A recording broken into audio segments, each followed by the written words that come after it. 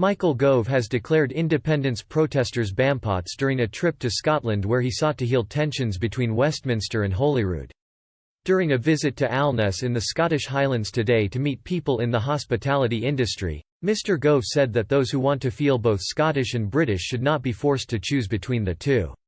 He struck out at people who staged protests at the border on the A1 earlier this month as a few b.a.m.pots who don't speak for Scotland. The Cabinet Office Minister dismissed the demonstration and said, "I think they're just a few b.a.m.pots who don't speak for Scotland. You will always find some people in any situation who will engage in these sorts of stunts. They don't speak for Scots, and I know that's the view of the First Minister as well." It comes amid rising support for Scottish independence, with the latest polls from Panelbase revealing that support was at 54%. When asked about polls showing rising support for Scottish independence, the Cabinet Office Minister said devolution allows for the best of both worlds. Speaking today, Mr. Gove added, "I don't think it would be a good idea for people who want to feel both Scottish and British, who want the best of both worlds, to be forced to choose.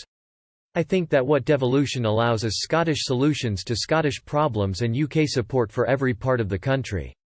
And I think that an approach that respects Scotland's distinct identity and Scots' own priorities within the framework of the Union, I think that's the best way forward."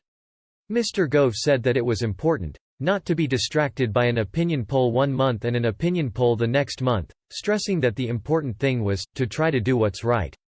He continued, "Devolution, in the context of the United Kingdom, works for Scotland. It gives Scots the best of both worlds. Certainly my view is that we in the UK government have a responsibility to work alongside the Scottish government in order to deliver for Scottish people." Asked what would happen if the SNP won a majority in next year's Holyrood election, calling for a second independence referendum, Mr. Gove said the question was hypothetical.